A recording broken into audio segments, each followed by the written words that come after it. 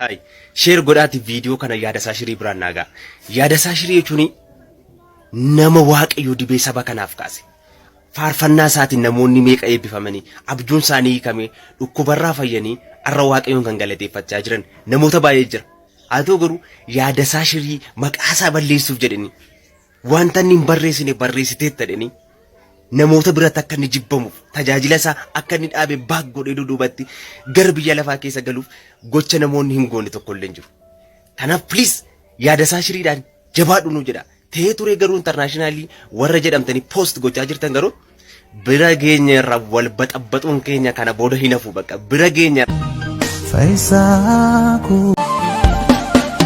namarran barbaannu huba nutis gamna galtuu duuba mudaa namaaf kan mammaannu keenyaaf qoricha barbaannu namarran barbaadiin huba atis qabda galtuu duuba mudaa namaaf kan mammaaddu kan kee qoricha barbaadu. Nagaaf araarri fayyaanni waaqayyoo isiniif haa baay'atu. Ergaa kana akkuma dhageeffatteen karaa adda addaatiin share gochuudhaan peejii ta'ee ture garuu international church jedhuun nagaa. Sagalee waaqayyoo yeroo dubbatu ergaa Yohaannis Sirraa boqonnaa 3:10 irratti akkas jedha. Namni waan qajeelaa hin hojjenne obboleessa isaas hin jaalanne hundinuu kan waaqayyooti miti. Ijoollee waaqayyoo fi ijoolleen seexanaas kanaan hin beekamu jedha. Namni waan qajeelaa hin hojjenne obboleessa isaas hin jaalanne kan waaqayyooti miti jedha. Ijoollee waaqayyoof kan seexanaas kanaan addaan hin baafamu jedha. Egaa firoottan keenya akkuma beekamu cheerchiin ta'ee ture garuu international jedhamu kun qilleensa irratti erga hundeeffame waggaa haga 3-4 lakkoofsiisee jira. Haa ta'u malee kaayyoon hundeeffama garee kana yeroo ilaaltan yeroo baay'ee xiyyeeffannoon isaa tajaajiltoota irratti. Tajaajiltoota ija qabaniif gurra qaban jedhanii abdataman namoonni baay'een kan abdiitti kennan. Yeroo inni hadheessuuf yeroo inni maqaa balleessu argina. Eeyyeen obboloota keenya macaafni qulqulluun waan baay'ee dubbata waan baay'ee nu barsiisa. Barreessi anaa kana keessatti yeroo rakkisaaf fokkisaa akkanaa kana keessatti maqaa waldaa kiristaanaatiin qilleensa irratti hundeeffamee namoota baay'ee ijaamsaa kan jiruuf namoota baay'ee maqaa kan balleessaa jiru peejii ta'ee ture garuu international jedhamu kanadha. Gochaan ta'ee ture kun keessaa tokko tajaajiltoonni akka hariiroo gooftaa wajjin hin qabaanne gochuudhaan maqaa balleessii cimaa irratti adeemsisaa jira. Lammaffaa amantaan Protestaantii akka namoonni jibbaniif akka namoonni tuffatan gochuudhaan qilleensa kana irratti oofaa jira. Sadaffaa maqaa waldaa kiristaanaa balleessaa jira yookaan maqaa balleessii waldaa kiristaanaa Protestaansii jechuudha. Arfaffaa maatiin amantootaa akka inni gargar cabu gochaa jira yookaan ga'eelli namaa akka hiikamu gochaa jira. Shanaffaa amantoonni tajaajiltoota isaanii akka jibbaniif akka tuffatan gochaa jira. Egaa gochaan akkasii kun gochaa diiyaabiloosiitiif gochaa loosfeeriiti. Kun hafuura 666 kabajamoo jaallatamoo obboloota keenya hordoftoota peejii ta'ee ture garuu international church jedhu jala jirtan. Yoo dandeettan peejii kana appilaayitti gochuudhaan gubaadha. Yoo hin dandeenye taate adaraa waaqayyo waldaan qilleensa irraa jirtu kun ta'ee ture international church jedhu kun hojiin inni geggeessaa jiru hojii Kiristoosii utuu hin taane hojii ammeennaaf gufuu dalgaa ta'e waldaa amantootatti gufuu dalgaa ta'e namoota baay'eetti gufuutti ta'aa jira. Amantoonni akka gooftatti dhumne gochaa jira. Akkasumas inni humna qabus akka cabee gufu akka inni karatti hafu gochaa jira. Kanaafuu adaraa waaqayyo isa jiraataa yoo hin dandeenye jalaa ba'i. Yookaan ammoo appilaa irratti gochuudhaan akka gubdan isiniin jedha. Yoo kana gochuu hin dandeenye jalaa ba'a. namarran barbaannu huba nutis gamna galtuu duuba mudaa namaaf kan mammaannu keenyaaf qoricha barbaannu namarran barbaadiin huba atis qabda galtuu duuba mudaa namaaf kan mammaaddu kan kee qoricha barbaadu.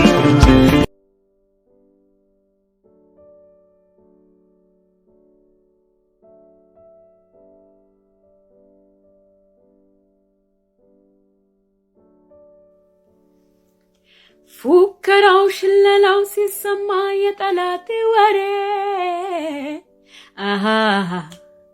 የጠላቴ ወሬ አሃ የጠላቴ ወሬ እኔ ግን አልሞትኩም በሕይወት አለው እስከ ዛሬ አሃ አለው እስከ ዛሬ አሃ አለው እስከ ዛሬ ያረገውን አስቤ ከልቤ ከልቤ ማደሪያ ዙፋኑን ከብቤ ከብቤ ምስጋና አምልኮ ላለሁኝ እኔማ መች ጠገብኩ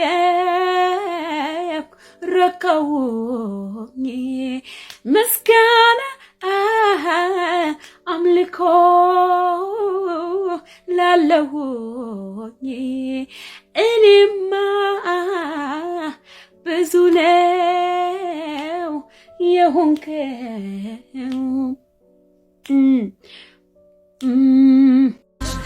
Biyyoon biyyaa sanyii seenaa yaannaan qooda daakuu warqii daaraa maarraan nutti nuttammannaan. Abbaan shulkutii ilmi moora saasa kan eegoo falfalee jimfuuraasa dhiiga wal facaasa. Kanuma keechaa jiraanne irras keenye jiru liqii baga buu dandeenye taasuma kees keenye.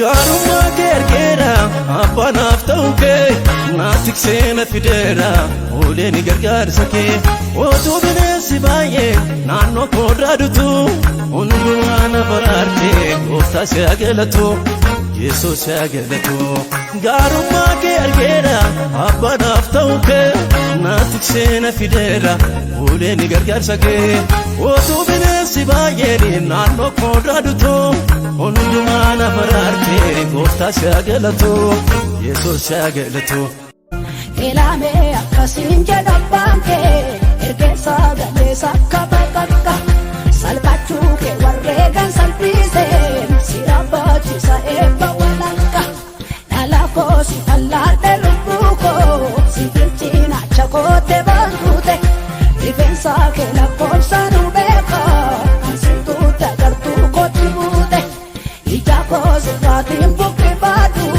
si eeguun dadhabuu ta'ee dhofa. Abbaan argaa sitti ni gaatu waa jedhee dubbadheen sirraa oofa. Egaa kanaafuu mogooleen mul'atu dhattuun qajeelaan gogu dhattuun qajeelaan gogu dhattuun qajeelaa hormuun qajeela. Nagaaf araarri fayyaanni Waaqayyoo isiniif haa baay'atu.